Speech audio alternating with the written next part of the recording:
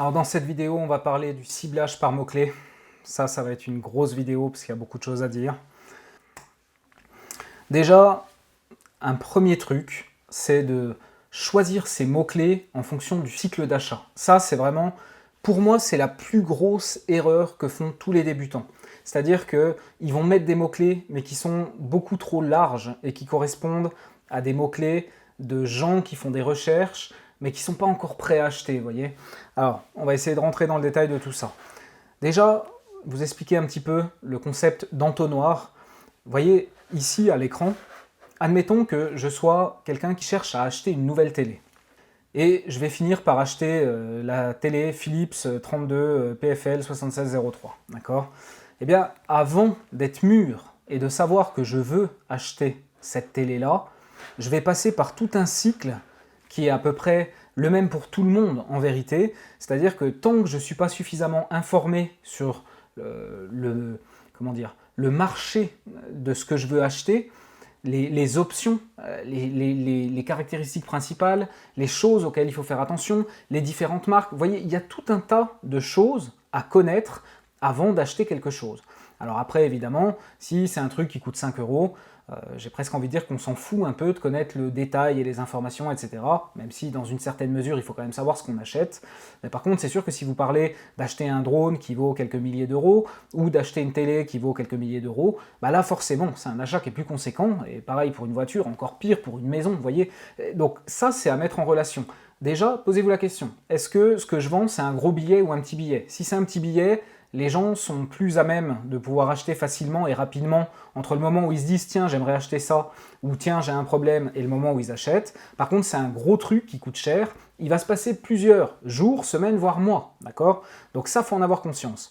Maintenant, évidemment, durant le moment entre là où on rentre au-dessus du tunnel et le moment où on en sort et où on achète, donc il se passe un temps qui va être plus ou moins long selon la valeur de ce que vous proposez, hein, comme je l'ai expliqué précédemment. Et en fait, il va y avoir différentes phases de recherche, généralement. Donc quand on commence à se dire « Ah tiens, j'ai un problème » ou alors « Ah tiens, restons sur l'exemple des télés, c'est pas vrai, mais admettons, je viens de m'acheter une PlayStation 5, et il se trouve que la PlayStation 5 fait tourner des jeux en 4K, il me semble. Et moi, il se trouve que j'ai une vieille télé toute pourrie qui fait peut-être... Enfin, elle fait moins de 100 cm, c'est sûr. Elle fait 720 de résolution. Enfin, c'est un os, ma télé, sans déconner. C'est honteux. Mais je m'en fous parce que je la regarde pas. Bref, cela étant, je vais commencer à faire des recherches. Par exemple, ok, télé LCD, télé plasma, télé, je sais pas quoi, parce qu'ils ont inventé plein de technologies entre-temps, ou alors peut-être simplement je vais taper nouvelle télé, vous voyez.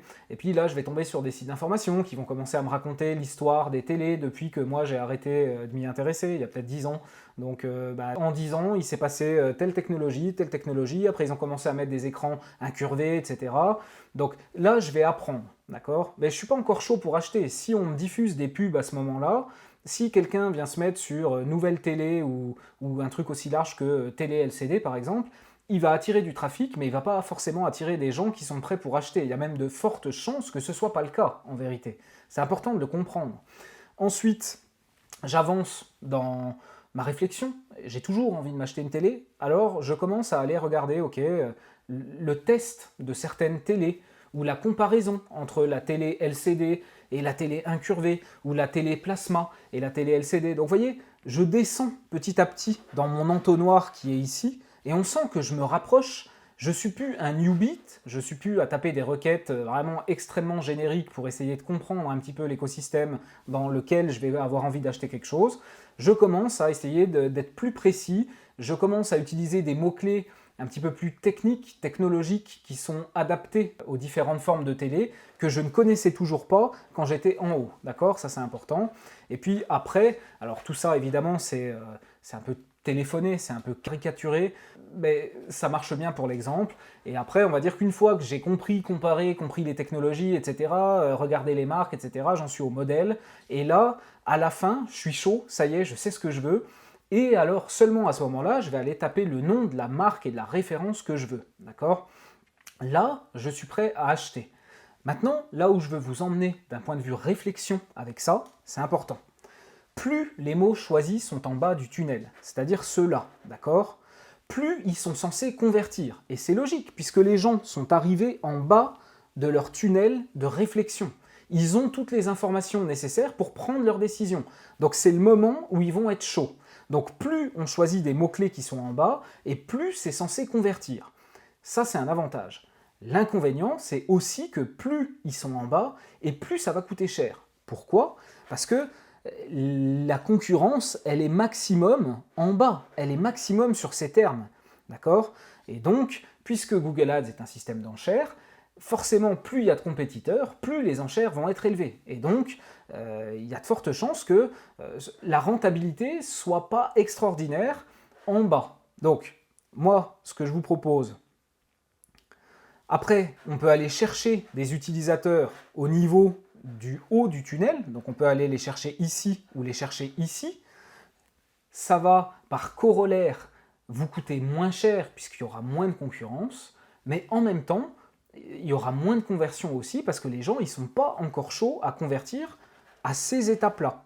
Donc, ce qui est intéressant, c'est que vous pouvez aller chercher des gens ici, essayer de les faire s'inscrire à une newsletter, ou en tout cas les faire s'abonner à une liste d'emails, et ensuite les travailler au corps à travers plusieurs emails pour leur donner les informations dont ils ont besoin pour finir de les faire descendre.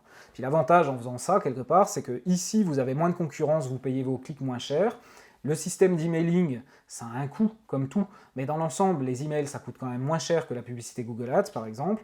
Donc après, c'est aussi plus de travail. Je veux dire, si la majorité des annonceurs vont chercher des mots-clés en bas du tunnel, c'est pas un hasard, c'est parce que tout le monde est feignant, d'accord? C'est pas méchant, mais c'est une réalité. L'être humain est feignant, on est hard-codé pour être feignant, pour être toujours à économiser le plus d'énergie possible pour avoir un résultat donné, d'accord? Donc c'est dans notre nature, c'est pas méchant, c'est pas une critique, mais c'est la vérité. Donc tous les annonceurs morts de faim vont aller chercher des mots-clés en bas pour essayer d'avoir des conversions tout de suite et des conversions rentables, mais par contre, dès qu'il s'agit d'aller chercher un peu plus haut, bah là, il y a beaucoup moins de monde, parce que ça demande de créer du contenu, parce que ça demande d'avoir de l'emailing, parce que ça demande d'avoir peut-être même un CRM, avec un système d'autorépondeur, etc. Donc vous voyez, tout ça, c'est tout de suite, c'est pas forcément plus compliqué en plus, mais peu importe, c'est un autre débat. Mais en tout cas, dans la tête des gens, c'est une montagne, et du coup, c'est plus facile d'aller chercher les fruits qui sont mûrs. Et c'est normal, il n'y a pas de souci avec ça.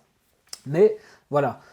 Sachez que la plus grande erreur des débutants sur Google Ads, c'est que généralement, ils vont mettre des mots-clés de haut de tunnel. Ils vont mettre que des mots-clés comme ça, voire éventuellement quelques-uns comme ça, et ils ne vont pas aller sur ceux-là, ce qui est une erreur, puisque ceux-là sont censés être ceux qui convertissent le plus, même si, il est vrai, c'est aussi ceux où il y a le plus de concurrence, et où les enchères seront le plus élevées, et où ce n'est pas garanti d'avance que vous soyez rentable. Aujourd'hui, il y a des business dans lesquels on ne peut plus aller sur les mots-clés en bas, tellement c'est cher, tellement il y a de la concurrence. Je pense à des industries comme le crédit, où on va pouvoir payer des clics 20, 25 balles, tellement il y a de concurrence, tellement les différents players enchérissent de manière forte. Donc du coup, on aura tendance à aller chercher des gens un petit peu plus haut, ou peut-être aller faire de la vidéo aussi, ou peut-être aller faire du display aussi. Après, vraiment, il y a tout un tas de techniques qui sont différentes, qu'on ne verra pas dans cette formation-là, pour les débutants, orienté sur le search, mais encore une fois, qu'on voit dans la formation Le Tremplin, notamment, toutes les stratégies justement sur les différents réseaux. C'est une formation méthodologique qui est complète et qui vous parle du search, du display, de la vidéo, qui vous montre les techniques, et au-delà de vous montrer, un petit peu comme c'est le cas dans cette formation-là, où j'essaye de vous montrer et de vous apprendre la théorie, la formation de tremplin et la formation d'accélérateur, c'est des formations qui sont beaucoup plus concrètes et où on vous montre plein d'exemples et on vous met à disposition des templates. C'est vraiment des choses qui sont extrêmement actionnables et on vous montre des exemples réels de clients réels. Tout est anonymisé, évidemment. Enfin voilà, fin de la parenthèse là-dessus. Donc voilà un petit peu le cycle d'achat. Il faut avoir conscience de ça et du fait que des mots-clés vont se situer à différents endroits du cycle d'achat et que certains... Les cycles d'achat, les différents endroits de l'entonnoir, ils ont des forces et des faiblesses. Plus on est haut, moins les gens vont convertir rapidement, mais moins ça coûte cher parce que moins il y a de concurrence. J'espère que j'ai été assez clair avec ça. Et plus on descend, plus on se rapproche de la conversion rapide, mais plus ça coûte cher parce que plus il y a de concurrence. Donc déjà, ayez ce premier framework en tête. Quand vous choisissez vos mots-clés, commencez toujours par ceux du bas. Si vous n'arrivez pas à trouver de la rentabilité avec des mots-clés vraiment de bas de funnel, Alors à ce moment-là, il faut se poser des questions. Est-ce que votre site est suffisamment bien pour convertir? Et si oui, peut-être qu'il faut remonter d'un niveau parce que vous n'avez pas encore les reins financiers assez solides pour aller vous frotter à des concurrents qui ont beaucoup plus d'argent que vous. Et peut-être qu'il faut simplement se dire, ok, je vais les chercher plus haut, je mets en place de l'emailing et je les fais descendre petit à petit. C'est encore une fois de la stratégie, tout ça, on ne verra pas ça aujourd'hui, mais ça vous donne des pistes de réflexion. Donc ensuite, les types de correspondance. Alors les types de correspondance, on en a 4. Je vous ai parlé tout à l'heure de la requête large. La requête large, c'est le fait de donner un mot-clé. Donc on l'écrit normal, d'accord? Par exemple, voilà, bicyclette pour enfants, il est écrit normalement. Et ce mot-clé, ou toute variante, telle qu'une forme mal orthographiée, un synonyme, une recherche associée, Google va faire matcher ce mot-clé-là avec d'autres mots-clés. Donc il nous donne des exemples. Donc nous, on a ciblé bicyclette pour enfants, et Google est susceptible de diffuser nos publicités sur acheter bicyclette enfant, trottinette pour enfants. Alors, vous voyez, ici on est sur bicyclette et ici on est sur trottinette. Donc déjà là, c'est pas la même chose. Quelqu'un qui cherche une bicyclette et une trottinette, c'est pas la même chose. Et il y a de fortes chances que celui qui clique sur votre pub et qui cherche une trottinette et qui arrive sur une page où on lui propose des vélos, il n'achètera pas, c'est pas ce qu'il veut. Et si vous n'avez pas de trottinette au catalogue, vous avez dépensé de l'argent pour rien. Vous avez amené quelqu'un qui recherche quelque chose que vous ne proposez pas. Donc vous voyez comment c'est important.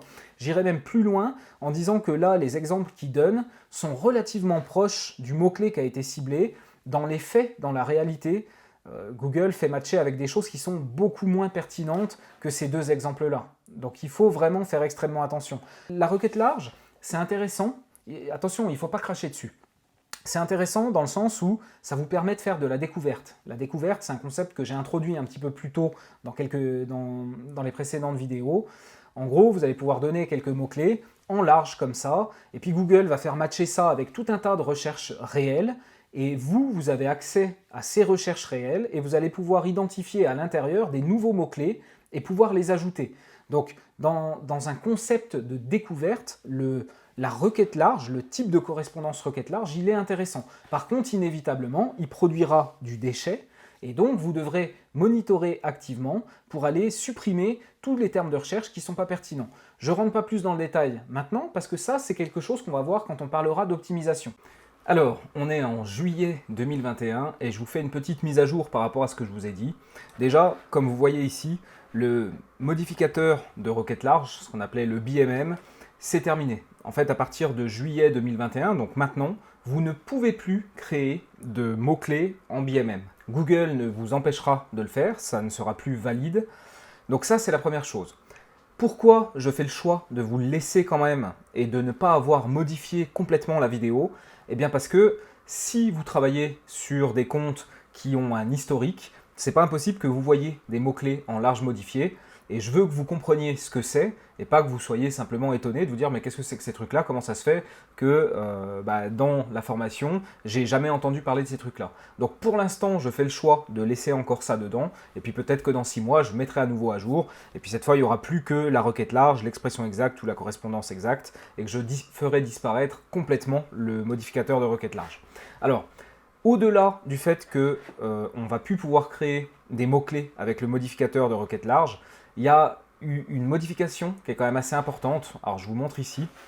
Donc en fait, si vous voyez, il y a eu une mise à jour en fait. C'est-à-dire que Google s'est dit, le modificateur de requête large, je vais le supprimer, mais je vais modifier l'expression exacte de sorte à ce que quasiment, comme vous voyez, donc avant l'expression exacte c'était quand même plus restrictif.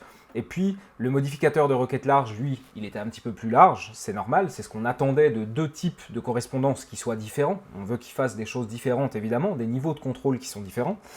Et dans la mise à jour, donc là, à partir de maintenant, les expressions exactes, si vous regardez bien, ça correspond quasiment à ce qu'on avait avant sur le modificateur de requête large. Donc ça, c'est quand même très important à comprendre. Ça veut dire que désormais, si on reprend la slide ici, là, on avait quelque chose de vraiment large. Ici, on avait quelque chose d'un peu plus précis. Et puis, au fur et à mesure où on descendait, si vous voulez, c'était de plus en plus précis. Aujourd'hui, c'est un petit peu comme si ces deux cases-là, elles avaient fusionné. Et par conséquent, le ciblage, il va être différent. Et il va être étendu pour les mots-clés en expression exacte. Donc, ce que Google nous dit, c'est que par rapport à avant, on va aller vraiment avec les mots-clés en ciblage expression sur quelque chose d'assez similaire à ce qu'on avait avec le modificateur de recherche. Il y a seulement quelques-unes des recherches qui passaient avant, qui ne passent plus maintenant. Donc d'après Google, par exemple, service de déménagement de Paris à Nantes, ça passerait pas, parce que le mot-clé visé, c'était de Nantes à Paris. Maintenant, dans les faits, même ça, généralement, ça va avoir tendance à passer, peut-être pas à tous les coups. Pour moi, vraiment, sincèrement, le nouveau ciblage d'expression exacte, il correspond quasiment à ce qu'on avait sur le modificateur de requête large avant. Donc moi, je ne vois pas une énorme différence. Donc, vos mots-clés en ciblage BMM avec le plus, si vous avez ça encore dans votre compte, aujourd'hui, ils réagissent comme des mots-clés en expression, mais avec le nouveau ciblage. Donc, le ciblage d'expression agrandi. Donc, finalement, ça ne change pas énormément de choses. La seule chose pour moi voilà, qui était importante de vous dire, c'est attention, si vous utilisiez avant des mots-clés en ciblage expression exacte, eh bien, aujourd'hui, ils correspondent à quelque chose près à un ciblage de modification de requêtes larges, donc c'est-à-dire qu'il va aller cibler plus largement, il va aller sur plus de requêtes, un petit peu moins précis, un petit peu moins de contrôle. Donc faites attention à ça, et puis quand vous utiliserez l'expression exacte, pensez bien que c'est un ciblage qui va être désormais plus large que ce qu'il était auparavant. Ensuite, il nous reste deux types de ciblage. Donc le premier, c'est l'expression exacte. Donc là, on voit que le mot-clé, il va être entre apostrophes, par exemple bicyclette pour enfants. Donc les mots-clés, entre guillemets, ou leurs variantes proches correspondent aux termes de recherche. Il ne doit pas y avoir de mots supplémentaires entre les termes de recherche. Donc en gros, ça veut dire que vos annonces seront diffusées dès que quelqu'un tape bicyclette pour enfants, même s'il y a des mots après ou des mots avant. Par exemple, bicyclette pour enfants sur, acheter bicyclette pour enfants, bicyclette pour enfants en promotion. Donc vous voyez, systématiquement, le bicyclette pour enfants, il est là, et on peut avoir des mots avant ou des mots après, mais on n'a pas de mots entre. Hein. Bicyclette pour enfants, il est d'un bloc. C'est pour ça, c'est ce que caractérise un petit peu ces apostrophes. Cette expression-là devra obligatoirement se retrouver dans ce qu'a tapé l'internaute. Alors après, c'est toujours pareil, les expressions exactes sont désormais soumises aux variantes proches, donc dans les faits, avant, c'était un gage de certitude. Il y avait forcément bicyclette pour enfants dedans, c'était les mots qu'on avait choisis, et c'était forcément dans cet ordre-là, et il n'y avait pas de mots entre. Il pouvait y avoir des mots avant, des mots après, mais c'était tout. Aujourd'hui, avec les variantes proches, c'est pareil, Google est susceptible, par exemple, là, dans l'exemple, il pourrait tout à fait mettre « acheter des VTT pour enfants », puisque, d'après lui, bicyclette et VTT sont des variantes proches. C'est vrai d'une certaine mesure, mais c'est pas vrai d'une autre mesure. Et ce qui est un peu gênant, c'est qu'on a perdu ce contrôle-là. Moi, ça ne me dérange pas de cibler VTT et bicyclette si les deux sont adaptés, mais imaginons que je vende que des bicyclettes et que j'ai pas de VTT, j'ai pas envie d'apparaître sur des recherches liées à des VTT. Enfin, le dernier, c'est la correspondance exacte, donc là, on est entre crochets, donc c'est la même chose, bicyclette pour enfants, et donc en théorie, celui-là, c'est exact. Exact, ça veut dire qu'il faut que les gens ils aient tapé ça, s'ils ont tapé autre chose, nos pubs n'apparaissent pas. Donc le mot-clé exact ou ses variantes proches, toujours pareil, ont le même sens que les termes de recherche. Il ne doit pas y avoir de mots supplémentaires avant ou après les termes de recherche. Donc par exemple, bicyclette pour enfants, on pourra apparaître sur bicyclette enfant, vélo enfant, bicyclette pour enfants. Donc là, vous voyez, il ne peut pas y avoir de mots avant, il ne peut pas y avoir de mots après, il ne peut pas y avoir forcément de mots entre, même si les mots de liaison, il est capable de les rajouter ou les supprimer. Nous, on a ciblé bicyclette pour enfants, et là, on voit que le pour, il n'est pas dedans. Donc il faut faire attention à ça. Et puis on voit ici qu'il nous met vélo alors qu'on avait ciblé bicyclette. Encore une fois, il fut une époque pas si lointaine où si on ciblait en exact, on savait que c'était ce mot-clé-là qui devait être tapé par les gens et c'est tout. Il n'y avait pas de... C'était pas possible de taper autre chose et d'apparaître. Aujourd'hui, Google a pris encore une fois des libertés et il nous enlève du contrôle et est susceptible de nous faire apparaître sur des mots proches. Donc voilà un petit peu les différents types de correspondance qui sont aussi des moyens de ciblage avec vos mots-clés. Ça, c'est hyper important à comprendre. Donc, je vais vous faire une petite démonstration. Donc là, si on reprend l'exemple, je vais continuer. Je vais peut-être faire même mieux que ça. Je vais vous montrer une campagne qui est existante, en fait. Donc, par exemple, si je viens là, rappelez-vous. Donc là, vous voyez, j'ai 4 mots-clés. et c'est des mots-clés qui sont en expression exacte, d'accord? Parce que je veux du contrôle et je veux, pour l'instant, je ne suis pas dans l'idée de faire beaucoup de volume. Pour l'instant, je veux comprendre un petit peu les mots qui fonctionnent. Si je voulais faire de la découverte et trouver des synonymes, j'aurais mis des mots-clés en large modifié, voire en large tout court, de manière à pouvoir obtenir un maximum de requêtes sur lesquelles mes publicités apparaissent, pouvoir voir le détail de ces requêtes et pouvoir trouver des nouveaux mots-clés qui sont pertinents. Si maintenant je vais sur une autre campagne, admettons celle-là, je viens ici, donc vous voyez, ici c'est pareil, je suis plutôt sur de l'exact. Après, cet exemple n'est pas forcément le meilleur dans le sens où, par exemple, si vous êtes une agence qui veut faire de la publicité Google, les enchères sont extrêmement élevées. Vous avez vite fait de vous retrouver à payer 10-15 francs un clic. Donc, quand vous êtes dans des industries où les mots-clés sont très chers, où les enchères sont extrêmement élevées, la recommandation, c'est aussi d'avoir le plus de contrôle possible et d'essayer de mettre des mots-clés en exact. Ça, en tout cas, c'est l'approche que nous, on a eue par rapport à ce compte-là. Après, je refais encore une parenthèse, mais c'est pareil. Les différentes approches, comment commencer en fonction de l'industrie, en fonction de la compétition, en fonction du coût par clic, en fonction de tout ça, comment démarrer? Il y a plein de cas de figure différents qu'on ne peut pas voir ici aujourd'hui, mais qui sont vus, encore une fois, je suis désolé, mais qui sont vus dans la formation Le Tremplin, où justement on donne plein de cas de figure. La force de cette formation de tremplin, outre de voir des concepts extrêmement avancés, qui peuvent être même plus avancés que ce qu'on verra dans cette formation, c'est surtout le nombre d'exemples et de cas concrets que vous allez avoir et qui vous forment une espèce de bibliothèque de référence dans laquelle vous avez du coup, vous acquérez de l'expérience à travers nous et nos clients qu'on vous met à disposition, anonymisé toujours évidemment, mais l'idée c'est ça, c'est de vous montrer plein de cas de figure différents à travers plein de clients différents pour qu'on vous explique pourquoi sur ce compte-là on a démarré comme ça, parce qu'il y avait des clics qui étaient vraiment extrêmement élevés, parce qu'il y avait beaucoup de concurrence, parce que son offre elle n'était pas top et qu'on n'avait pas le choix. Vous voyez, voilà, ça c'est le tremplin. On vous donne plein de cas de figure et c'est vraiment une formation qui est extrêmement pratique, qui va créer pour vous une bibliothèque de références et d'expériences qui vous permettra de savoir comment démarrer dans plein de cas de figure différents. Bon, voilà, vous voyez ici, on a mis un peu de large modifié. Là aussi, là on est encore en exact. Bon, je ne prends pas forcément plus de temps. On reverra ça aussi au moment où on créera la campagne étape par étape. Ça ira bien pour ça. Alors maintenant, on va voir comment on va trouver les premiers mots-clés. Donc, on va généralement aller dans l'outil de planification de mots-clés de Google. Alors, c'est ce que recommande Google à travers ses ressources pour vous former à la certification. Dans les faits, il y a d'autres outils que le planificateur de mots-clés pour aller chercher des mots-clés, mais on va voir que finalement, ça suffit à faire un premier bon travail de recherche de mots-clés. Et ensuite, ce sera quand vous irez regarder les termes de recherche, où vous trouverez d'autres mots-clés qui sont pertinents. Je passe rapidement là-dessus, encore une fois, puisque c'est des choses qu'on verra lorsqu'on parlera de l'optimisation de votre première campagne. Donc, en gros, on va commencer par rechercher des mots-clés à fort niveau de concurrence. Donc, s'il y a un fort niveau de concurrence, ça veut dire que l'intention commerciale, elle est forte. Si vous vous rappelez mon histoire de tunnel, des mots-clés qui ont une forte concurrence sont a priori les mots-clés qui sont déjà en bas.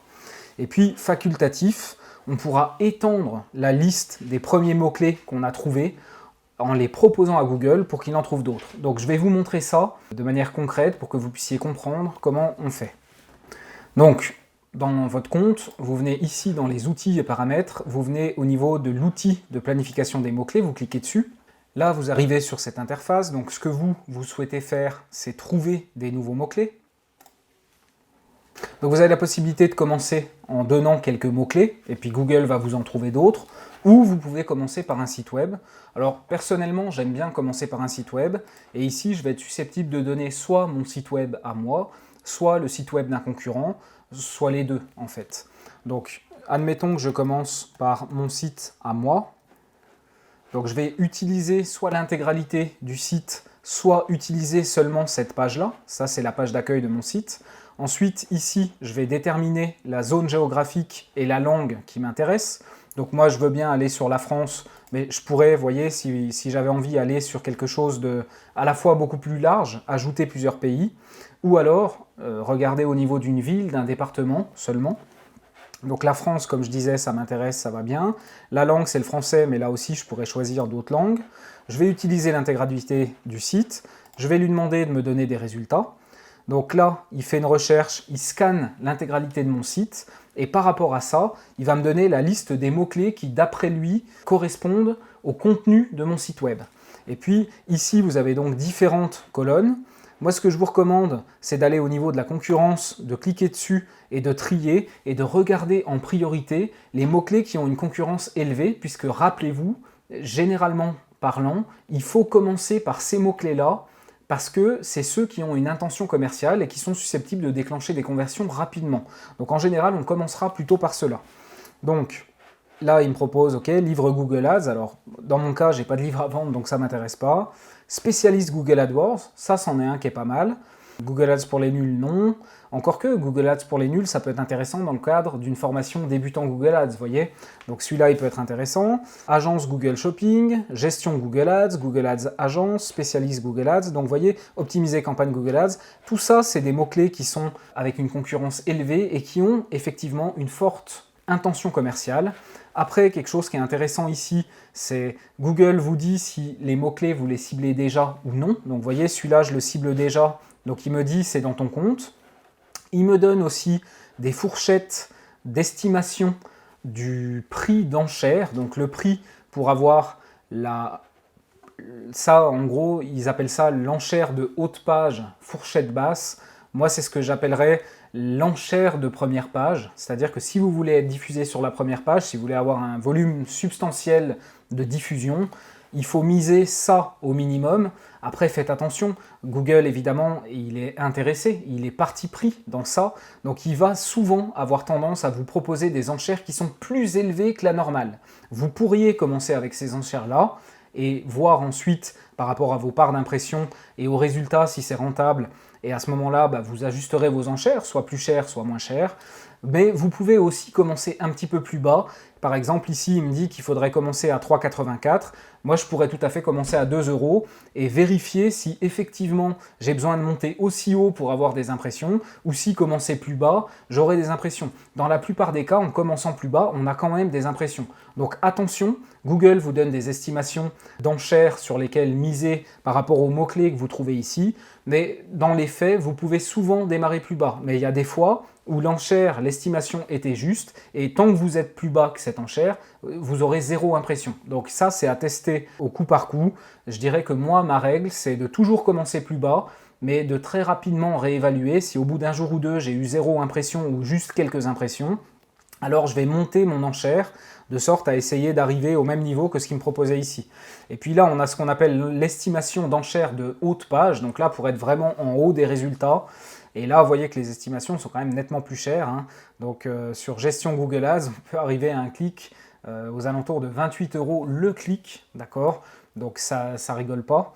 Et vous voyez, si je fais un peu le parallèle avec ce que je vous disais précédemment, c'est aussi à cause de ça, du fait que les clics peuvent rapidement être extrêmement chers dans mon domaine d'activité, que je vais utiliser des mots-clés avec un ciblage exact, parce que justement ça coûte très cher et que je veux m'assurer d'avoir le plus de contrôle possible au niveau de ce que les gens vont taper pour diffuser mes publicités. C'est pareil, c'est un critère qui est à prendre en compte. Si les enchères sont relativement basses, vous pouvez y aller sur du large sans problème, parce que ça ne coûtera pas si cher. Si par contre vous êtes dans un domaine où les enchères sont quand même relativement élevées, je vous invite à faire attention, parce que le large, ça peut diffuser beaucoup très vite. Donc ça veut dire potentiellement dépenser beaucoup d'argent. Donc voilà ce que je voulais vous montrer ici. Et puis après, admettons que par exemple celui-là, alors je l'avais, mettons voilà, gestion Google Ads, admettons que celui-là je ne l'ai pas. Ensuite, je vais pouvoir revenir, hop, je me remets sur l'outil de planification, trouver des mots-clés. Cette fois, je vais commencer avec un mot-clé, je vais lui donner celui-là, je vais essayer d'obtenir des résultats. Et puis, voilà, Google me propose d'autres mots-clés en fonction du premier mot-clé que j'ai trouvé. Donc c'est ça que je voulais vous dire ici. Vous commencez par rechercher des mots-clés à fort niveau de concurrence en ajoutant l'URL de vos concurrents ou la vôtre d'ailleurs. Et facultativement, vous pouvez étendre la liste des premiers mots-clés que vous avez trouvés et les proposer à Google pour qu'il vous en trouve d'autres. Donc c'est exactement ce que j'ai fait ici. Ce mot-clé m'a été trouvé dans ma première recherche en lui donnant une URL. Ensuite, je viens redonner ce mot-clé-là à Google en disant voilà un mot-clé, trouve-moi-en d'autres. Et donc, il me trouve effectivement ici d'autres mots-clés. Toujours pareil, je me mets au niveau concurrence. Là, je vois que ce qui me trouve, c'est des mots-clés qui sont plutôt concurrence moyen ou faible. Donc, à moi de voir si ce qu'il y a là-dedans, ça m'intéresse. Après, dans les faits, gestion de AdWords, gestion de campagne AdWords, gestion AdWords, on est sur une concurrence faible. Donc, a priori, si vous suivez ce que je vous ai dit avant, concurrence faible, c'est a priori moins intéressant.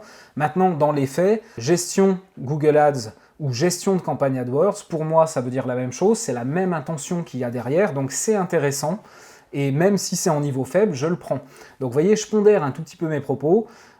Commencez spécifiquement par ce qui est concurrence élevée, mais n'hésitez pas aussi à aller fouiller un petit peu plus bas dans ce qui est jugé comme étant de la concurrence moyenne et faible pour trouver quelques pépites qui restent intéressantes et sur lesquelles il y a moins de concurrence, donc vous paierez moins cher.